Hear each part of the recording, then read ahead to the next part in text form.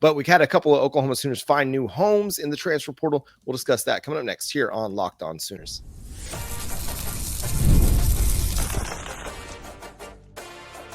You are Locked On Sooners, your daily podcast on the Oklahoma Sooners. Part of the Locked On Podcast Network, your team every day.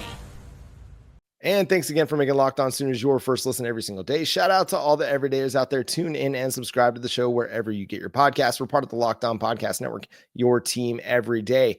Over the weekend, Jay, we had a couple Oklahoma Sooners find new homes. Let's start with Gavin Sawchuk, the Oklahoma Sooners running back, visited Tallahassee on Friday, and it did not take time for him to decide that Florida State was where he wanted to be.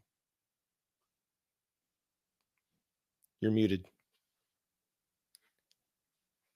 The beauty of being on mute whenever there's an ad being read. Definitely keep that in the show this time. Y'all deserve to see some of the bloopers. But I thought it was a fantastic pickup for Florida State. The one thing that we noticed on that is that, Florida State got to see him live and in person as a true freshman, 15 carries for 105 yards and a touchdown. He looked really good in that Cheez-It Bowl. So when I talked to a buddy of mine, it's a big Florida State guy, and, he was like, that dude sounds familiar. I was like, yeah, remember in the Cheez-It Bowl, we talked about the two running backs that y'all excited about that Oklahoma has? He's like, wait, that was one of, I was like, that's the guy. And so he was losing his mind. He's like, oh, I think that'd be a solid pickup. He, of course, asked what happened. I was like, dealing with injuries the last couple of years. He started the year off his sophomore year, his redshirt freshman year, a little banged up, but finished the year with, 100 yards per game for the last 5 games of the season, 700 something yards rushing. So he was in the trajectory. And then last season he dealt with some nagging injuries to start the year and never really got back to his old self. But having an off season off, bulking up, getting bigger, I think Gavin's going to be able to give Florida State a nice spark at the running back spot, especially with Castigliano, is that his last name? Whatever. Yeah, I butchered his name. My apologies, my guy. But him out there in the backfield scrambling around and running, I think Sawchuk's going to really be able to add another dynamic, especially because of the way that their OC will definitely run that offense. The way he ran it at UCF, a lot of run, heavy run, and I think Gavin's going to definitely benefit from that. If the offensive line is looking good, then he'll do well. He needs a little help. I think we've seen good Gavin Sawchuk. What we saw in 2024, some of it him being banged up due to injuries, some of it being the offensive line, some of it being Jackson Arnold not giving him the ball on the read option when it was there to give him the ball. You can go back and listen to Oklahoma Breakdown, our shows, whatever. There were times where there was a disconnect between what was being shown by the defense and what Jackson Arnold was seeing. And the running backs weren't getting the opportunities with huge holes available to them to run the football in the RPO game and the read option game. And those numbers could look a whole lot better if the quarterback reads it right. Yep. So as much as it's easy to kind of dunk on Gavin Sawchuk and say, man, he just didn't live up to expectations, I thought if he was healthy and the offensive line situation's a little bit better at Oklahoma last year, he looks a lot better, as does a lot of the offense. Remember, it took till like midway through the season or late in the season for the offensive line to finally get a run game going. And so I think Gavin Sawchuk's a good pickup for them. Again, needs some help on offense, especially along the offensive line.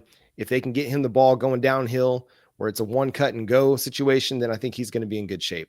The other move that happened over the weekend, Davon Mitchell going to Louisville.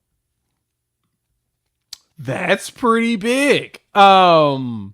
I saw all the writings and the articles about it. And I mean, the big thing was that he's definitely taking a pay cut, as everybody has said and noted numerous times. Not sure why everybody felt the need to note that as many times as I saw, but I digress.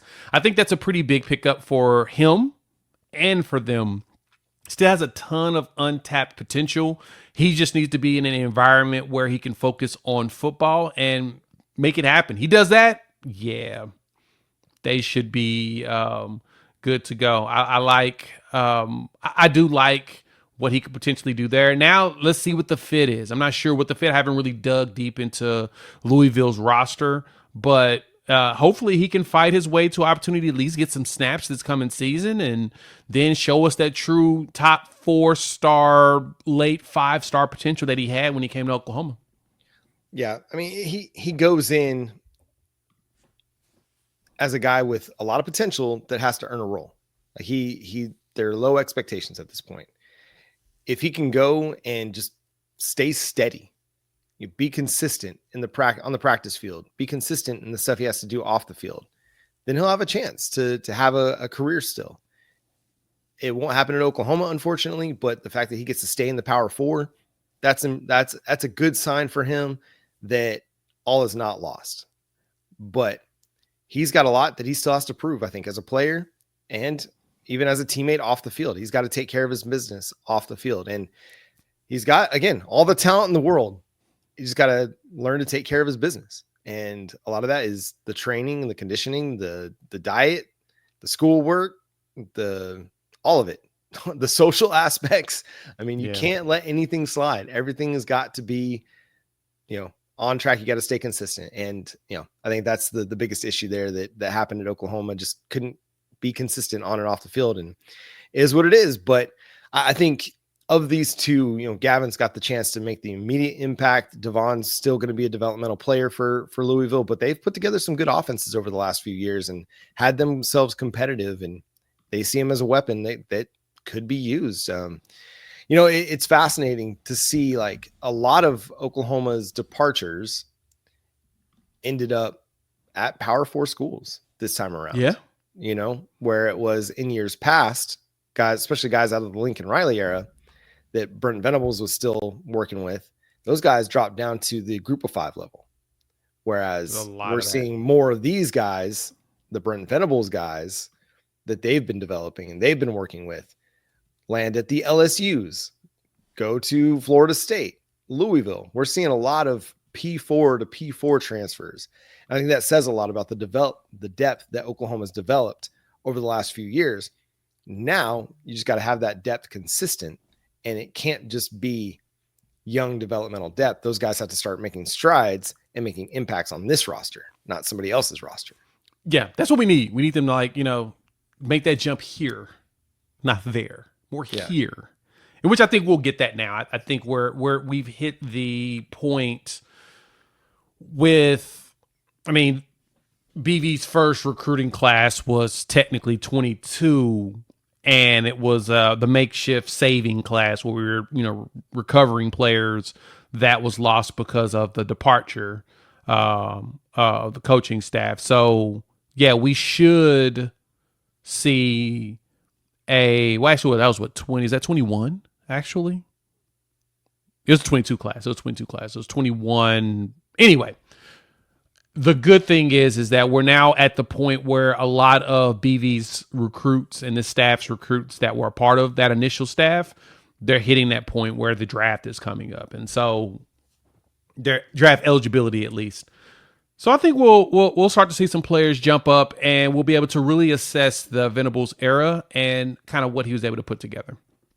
Yeah, it's, I was just looking down the list, and maybe one guy right now, or two players that you brought in either through the transfer portal or the recruiting ranks, landed at G5 schools. And that was Meka Megua and Sam Franklin. And neither of those guys really made much of an impact for you.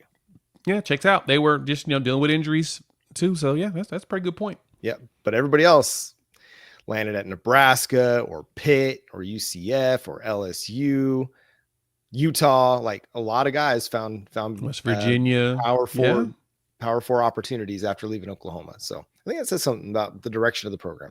But that's going to do it for today's episode of Locked On Sooners. Thanks so much for tuning in, being a part of the show. Subscribe to the show wherever you get your podcasts. We're free and available on all podcast platforms and on YouTube. So hit that subscribe button, hit that notification bell to let you know when new episodes drop. Follow Jay at Unfair Sports. Go check out his channel, Unfair Sports, over on YouTube. You can follow me at John9Williams.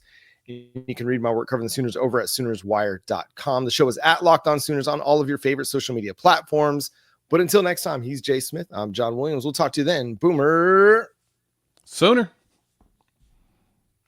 It's going to be a fun offseason, y'all. We're going to have some good stuff coming down the line. Keep your eyes open Oh. and your ears open.